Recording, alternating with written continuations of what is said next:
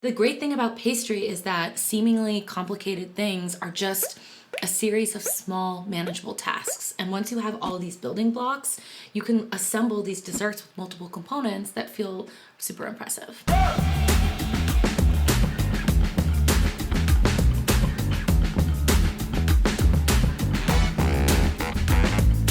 Hey everyone, my name is Natasha Pickowicz. I am a pastry chef and writer based in New York City. We're going to make the caramel nut crunch. This is one of my favorite kind of little extra treats to sprinkle onto really anything. And it kind of begins with making a very simple caramel in a sauce pot. First thing you want to do is we're going to have 1/3 of a cup of granulated white sugar, and then we're gonna add honey here. 1, I love the flavor. 2, I think it's a little bit better for you than corn syrup. So we'll just add a tablespoon, and you can just measure it right into your pot. And then some caramels start with like a dry sugar in the pan, but we're actually going to cook like what's called a wet sand caramel. So add a tablespoon of water right into the pan. So we're just gonna melt this out in the pan together. So I'll actually do like a strong medium high heat just to get the sugar melted out. And as soon as it starts bubbling, I'll add in my other ingredients. And the great thing about this is you don't have to toast your nuts or seeds in advance, because boiling them in the sugar is actually going to be the same thing as toasting them. So you can just go straight in with whatever. So let's start with 2/3 a cup of sliced almonds right into the pot. We're gonna add 2 tablespoons of untoasted sesame seeds. And then finally, we're gonna add 2 tablespoons of uncooked millet. So once we have it all in, we're gonna give it a bit of a stir so everything is coated evenly. I see that the shards of the almond are toasting and they're nice, light, great, beautiful color.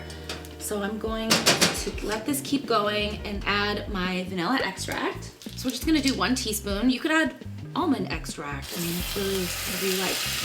I'm gonna give it a stir. And then we're gonna add our star ingredient here, a nice big tablespoon of sizzle. And careful stand back. There you go. Now I'm gonna turn off the heat and then add a pinch of baking soda. So that's something you wanna do off the heat. And again, because it's gonna aerate the mixture, it's gonna kind of blow up. So we're gonna just very carefully, this mixture is screaming hot, transfer it right onto our prepped pan.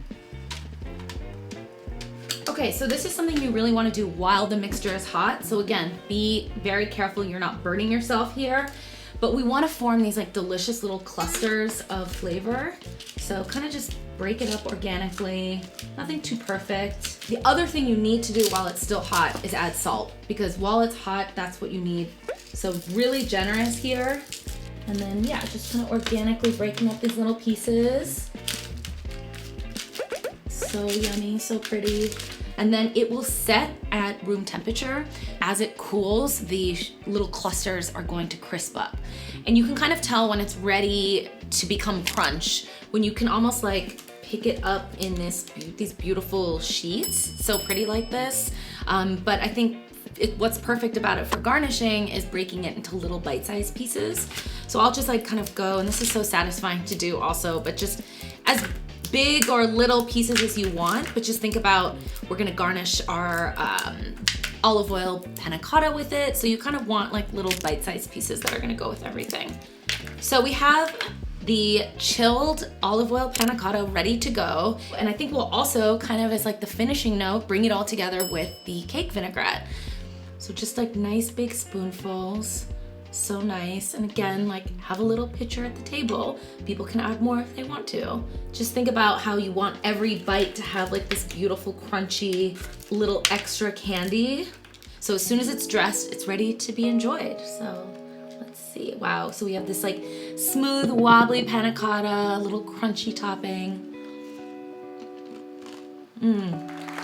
It almost is like melted ice cream. You know, it just tastes like you have the rich cream, this like sour and bright vinaigrette, and then this really crunchy and delicious caramel kind kind of clusters. I write about all of these great little tips that are gonna like enhance your desserts and kind of take it to the next level in the cooklet that I wrote for Graza. So any order of olive oil that you make will have this booklet that I wrote inside of it. So check out Order the Olive Oil, and then you'll get the cooklet and you can see everything that I've shared in there. Like, subscribe, rate, comment. I got to the comment part.